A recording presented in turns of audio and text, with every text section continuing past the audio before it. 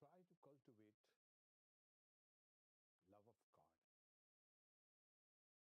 If you are born as a human being, you are born as a human being only to attain divine love, bhakti.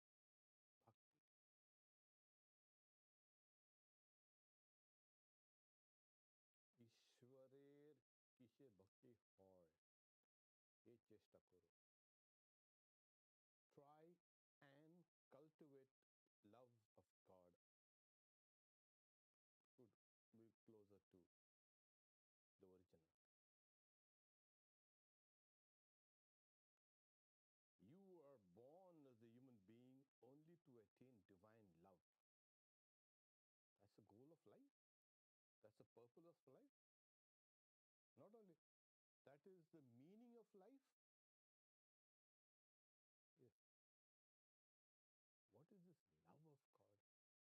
We love so many things and we don't understand this.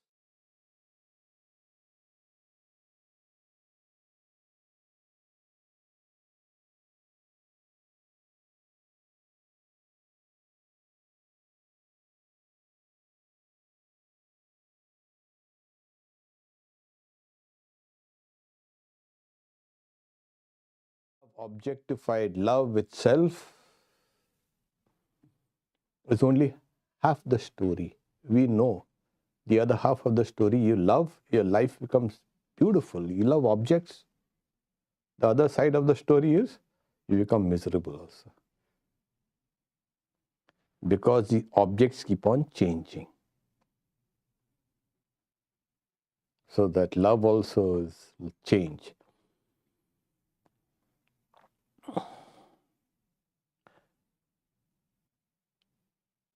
How do you love then God subjectively? Objectively, and how do you love subjectively? If you can love yourself in the true sense of the term, then you can love God. Or if you can love God, then you can love yourself. Seems strange. What is this? The idea of I and God are not very, you can say, separate. God dwells in every being. Ishvara sarva bhutanam. God, Ishvara, dwells in all beings. And how come we don't know? Yes.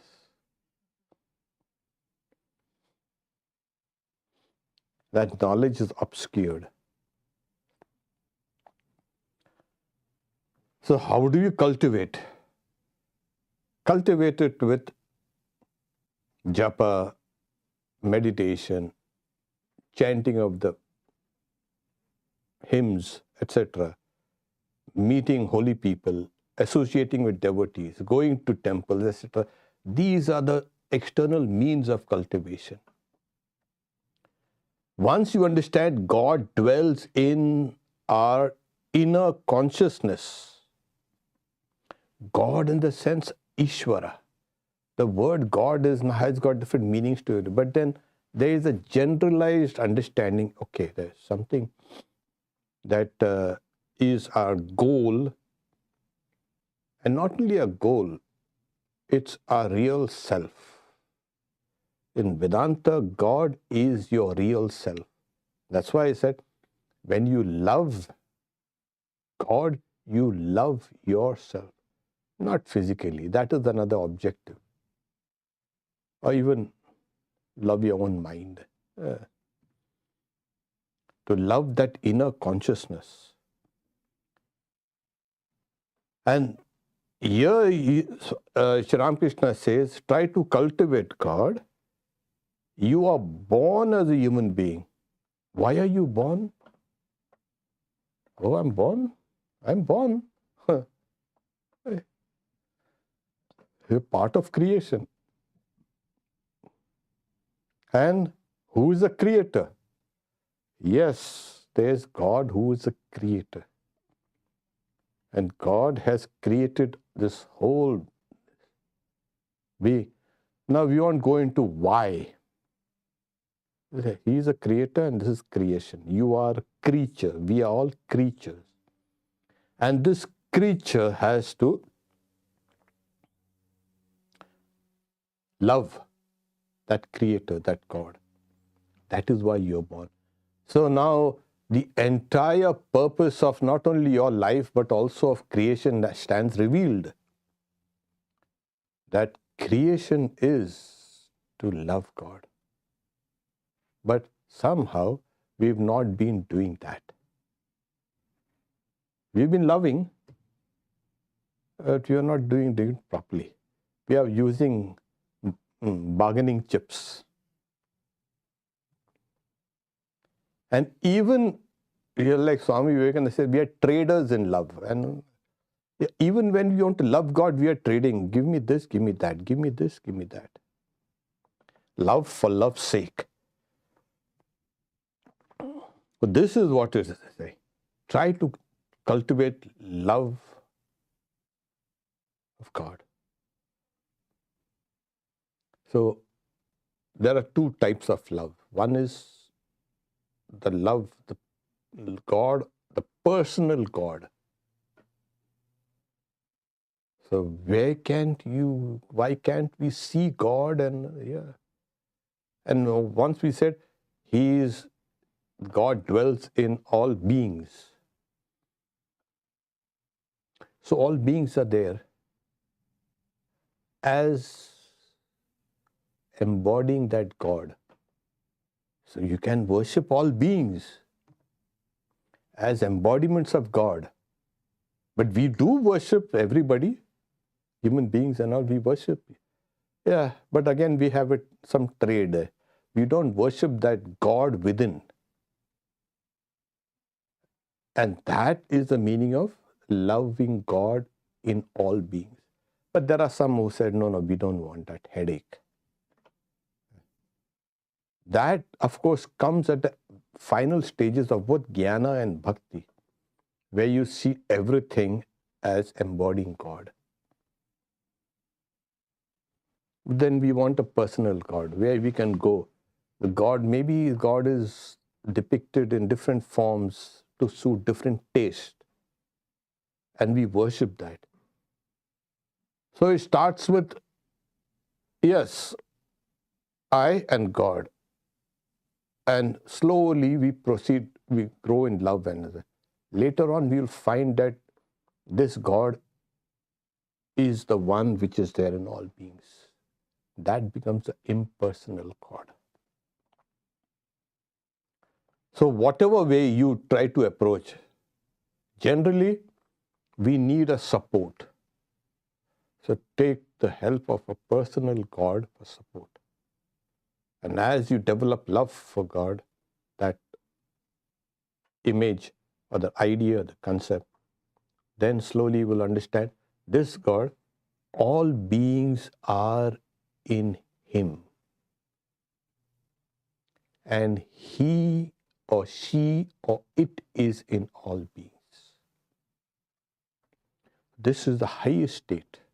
It can be attained through love. Yes.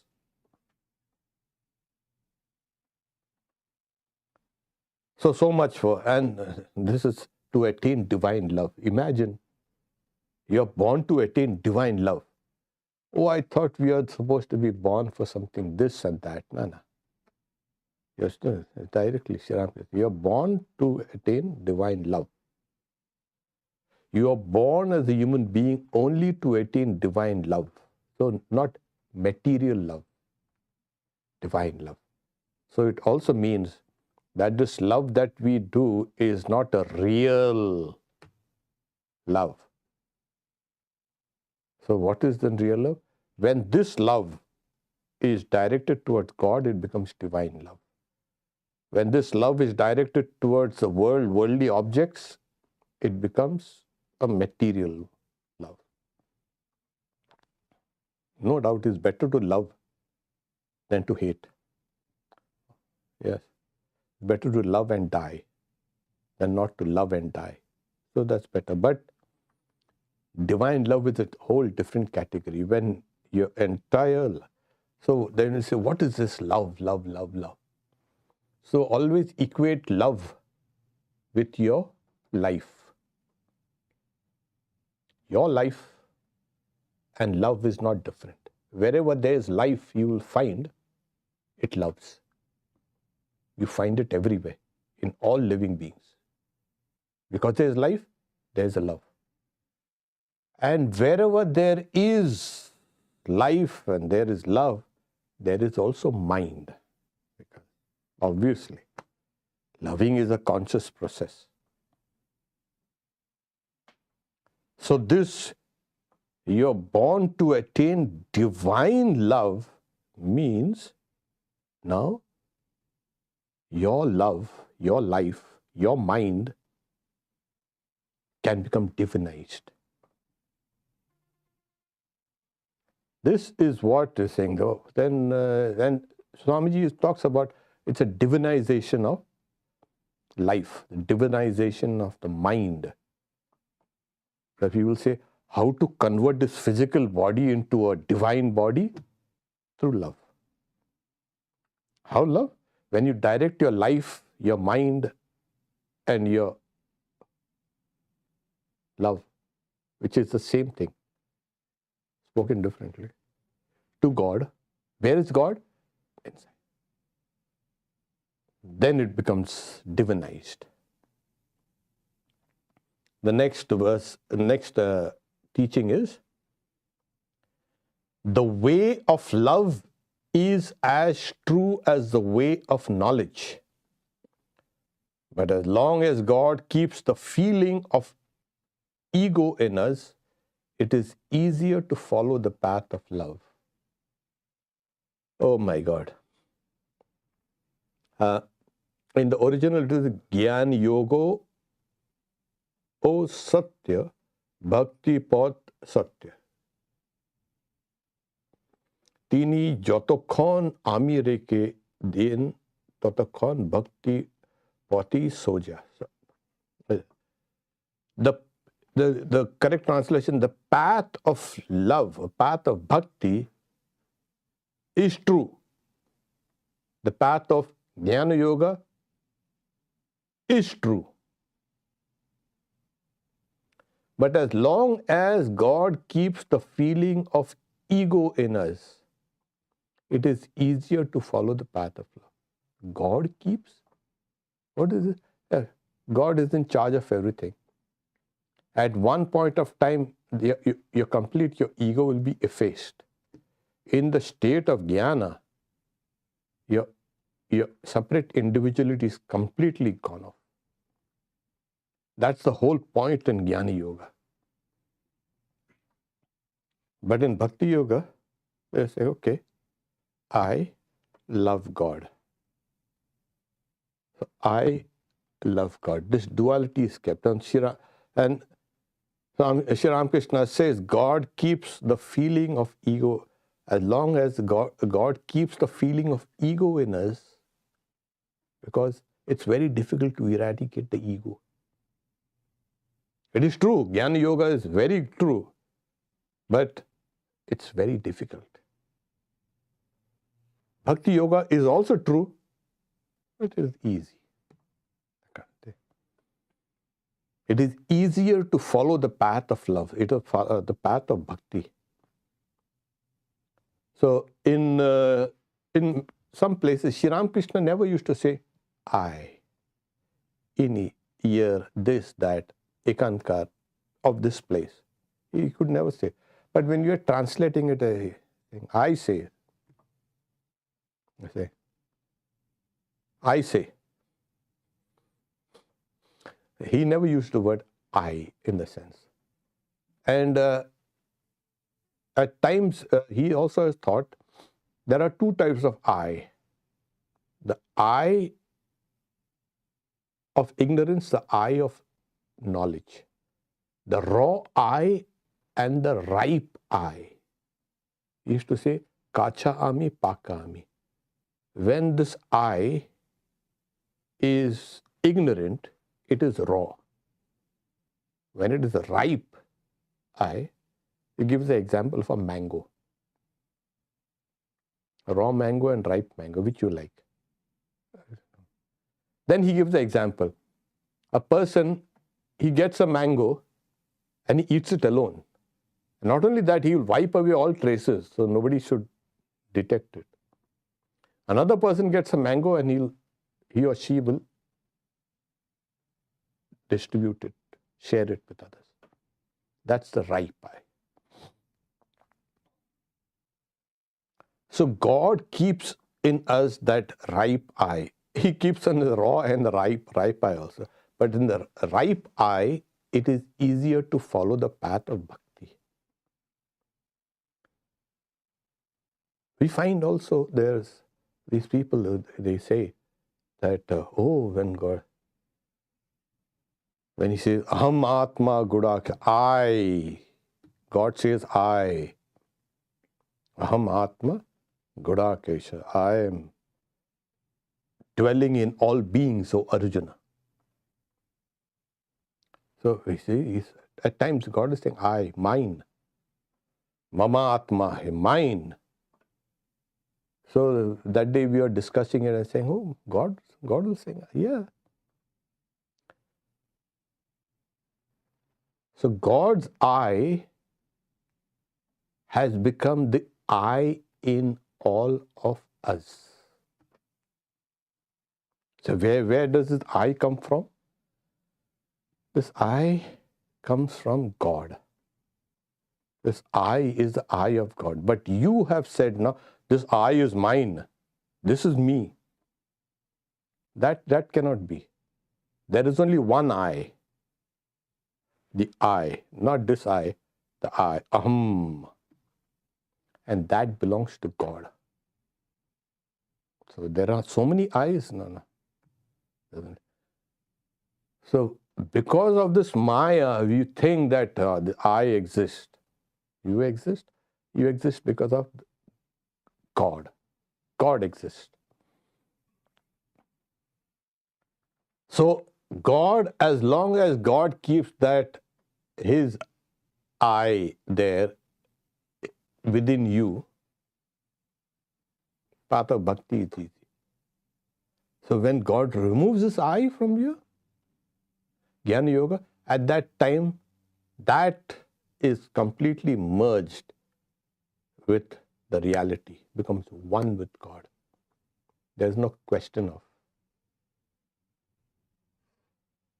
But also in the Gospel of Sri Ramakrishna, you find the teaching that the jnani, the person of knowledge, becomes one with God, loses all sense of individuality and everything.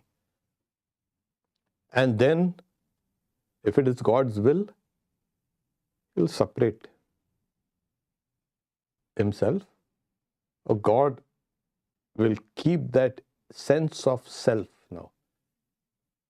And then the whole world will appear godlike. That's a stage of what you call the liberated in life, the Jivan Mukti, where he sees everything as divine, as God. And that even the greatest of saints, you will find in their lives, they have been, after the stage of knowledge, they have been devoted to God. What is devotion? Why did they come with this? As long as the body is there, that sense of I will be there, and God has kept that I there. And they will continue to love that God. Yes. In many cases. In some cases, the identification just goes. God says, enough. Takes the I and it's over. But as long as God keeps the feeling of ego in us, it is easier to follow this. So even after the stage of knowledge, on. Advaita Tapi Sundaram, in Madhusudan Saraswati, the great Advaitist, who wrote so many books on Advaita Vedanta, he say, yeah, it's even more beautiful than Advaita, this love of God. In the Bhagavatam, Nirgranto Opi Mumukshuvi Kurvantu Ahetuki Bhakti Ittam Bhutagana. Even those sages who have gone behind all bonds and who are free, they love Hari, God, without any give or take, ahetuki, desireless bhakti. These are the qualities of God. So, this I, the takeaway from this teaching is, this I that is there is the I of God. And if He wants to take it away, He can take it. You cannot do anything about it. Only thing we are saying, no, please, don't take it. It belongs to me. This is very strange. It belongs to somebody and you're saying it belongs to me. It belongs to us. It doesn't belong to you. This is the bhakta's attitude. This I, this life belongs to God. This mind belongs to God. This body belongs to God. This world belongs to God. Oh, if everything belongs to God, yes, God can do either keep it or okay. So as long as God keeps the sense of I, the path of bhakti is easy. And it's just impossible to eradicate the sense of I. Yes, just impossible. That also comes by the grace of God.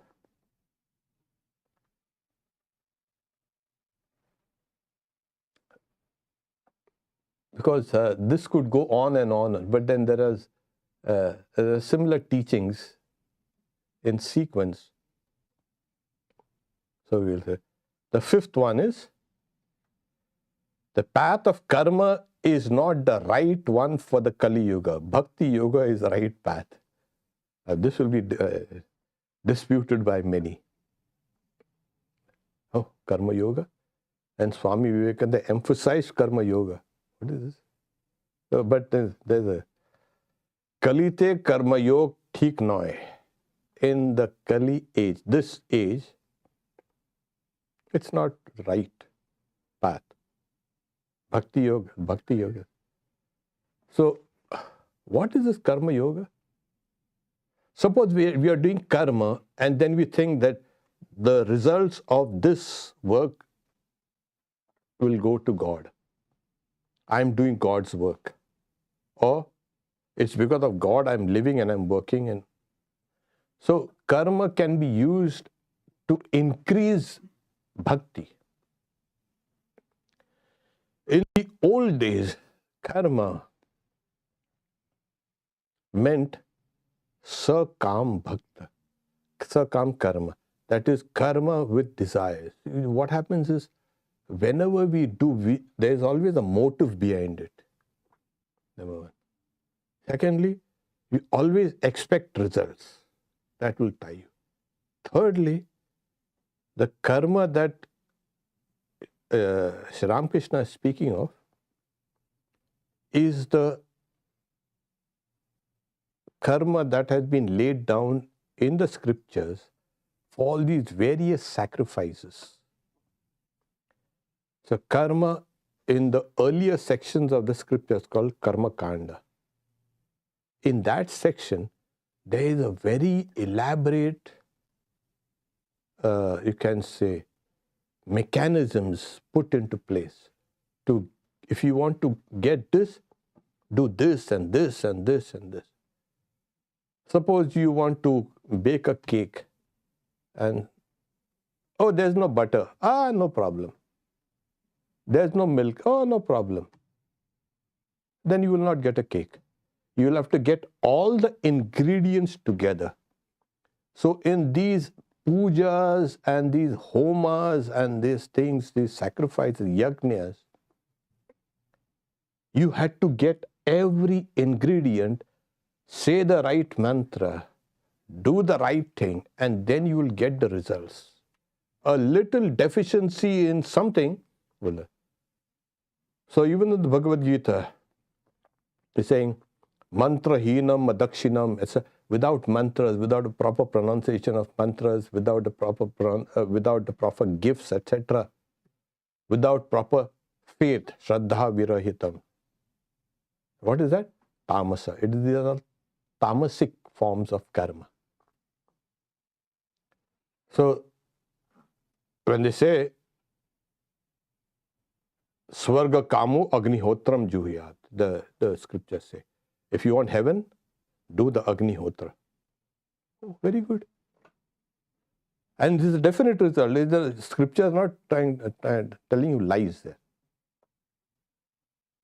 But all the things required to do that agnihotra are sometimes, difficult.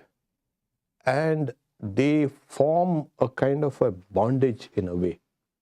And you have to do it 2 or 3 times a day over a period of time. It's very troublesome. So what he says is that the path of karma is not right. In a way, it becomes very difficult. First, like I said, we always work with a motive. We always expect results. And we always don't do the right thing. Oh, it's very difficult. We're saying, I've done my karma. And then you'll see, oh my God, you have not done your karma properly. You have done it in a slipshod way. So it becomes difficult. So what is the way out? Say, bhakti. Oh God, forgive me. Oh yeah. Say, why? Because you love God. And so God was okay. Like, does the child annoy the mother with a very baby? Yeah. Saying this, crying in the middle of the night is troublesome. What is this? But she gets up, and because she loves it. So similarly, bhakti yoga is something which is natural, and it takes no trouble. And because it's natural, you can love. This is the reason why Sri Ramakrishna emphasized bhakti yoga. Secondly, what happens? Human beings are weak. We cannot undertake all this long-term difficult sadhanas. Some people, they want to meditate. I want to meditate. And they meditate. And after they meditate for 5 days, and they say, oh, enough. I'll take a break 6 days. Sunday is a holiday.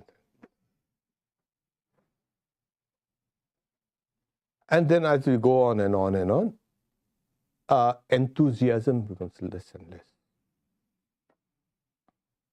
That's it.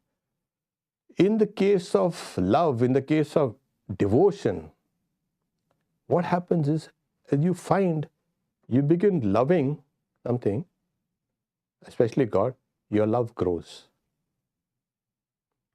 Either way, love grows. But that will depend on the person also, or depend on something. An objective love will sometimes be there, sometimes not be there. But where love of God is concerned, this love keeps on growing. It will grow and grow and grow and grow. That's why it becomes easy. So in the case of karma, things get reduced. In the case of bhakti, things increase. That's why bhakti yoga is the right path. The 6th one, it's like an extension of, it is easier to attain God by following the path of devotion. Yeah.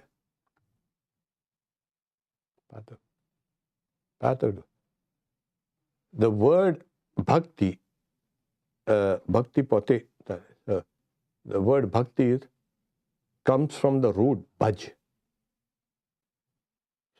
it means Deva Puja, the worship of gods, Deva Puja, Sangati Karna, that is to be associated with that God, and Dani, and to offer things, to be charitable.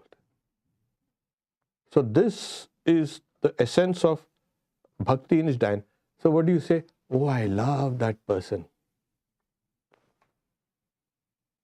So it's like something like Bhagwan Buddha was there. So they are asking some philosophical questions. So he explained it to them. A young man comes to a village and saying, oh, I love her so. And the villagers come, hey, oh really? So what does she look like? I do not know. Huh? Where does she stay? I do not know. What does she do? I do not know. But I love her so much. So he's saying, what do you call this person? Oh, definitely the madman. What is this? And the same thing with you all people asking philosophical question. God is this, God is that, God is this.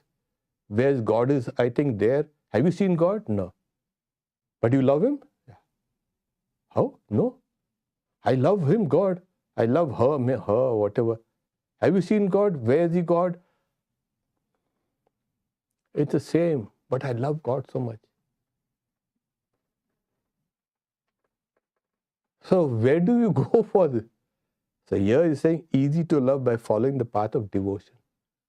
When you know that your higher self itself is that, now you can.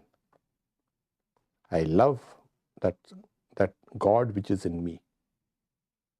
So always remember, it is tangible. It can be now, not a result of things coming after some time. I will do some spiritual practices and then get the results.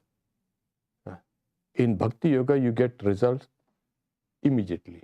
The feeling of love grows immediately. That's why he's saying it is easier to attain God by following the path of devotion. The next one is also an extension of the same. I say, Ami Boli, that there is nothing greater than bhakti, that seeks nothing and has no selfish motive. So there's no selfish motive, that seeks nothing. There's no give and take, that seeks nothing. There's no selfish motive. It's just love for love's sake. And that is the greatest thing. There is nothing greater than the bhakti. It's love for love's sake. I don't care for anything. I just want to. So when Yudhishthira was asked that, why you, the most righteous person? Yudhishthira was the eldest brother of the other four brothers, the Pandavas, the 5 Pandavas. Why you, the most righteous of human beings, have suffered so much? Well, he is. And we think we suffer. These guys, they were righteous and they suffer. And who's asking him? His own queen, Draupadi. Okay. Then he tells her, look at those Himalayas, O queen. They are beautiful.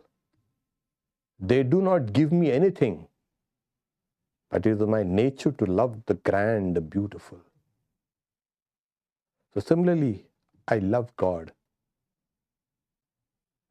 Not because God will give me something. It's my nature to love. So when it comes to this, it is my nature to love God. There is it seeks nothing and has no selfish motive. This is what, there is nothing greater. So remember the tale, the incident of Yudhishthira. It's my nature to love the grand, the sublime, the beautiful. So I love God. Not because I want something. My nature. When you have come to this stage, it's my nature to love. Then there's nothing higher than. We stop here for today.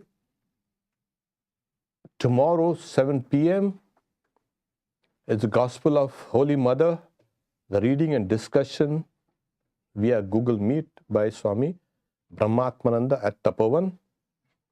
Friday is self-knowledge, 7 p.m. here at Seattle. Sunday, meditation on the effulgence within is followed by Q&A. And again, Sunday, 7 p.m. is we have Ram Now. Welcome.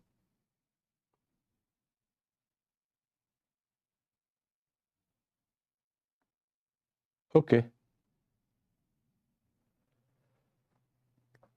Om Shanti Shanti Shanti Harihi Om Tat Sat Sri Ramakrishna Arpanamastu.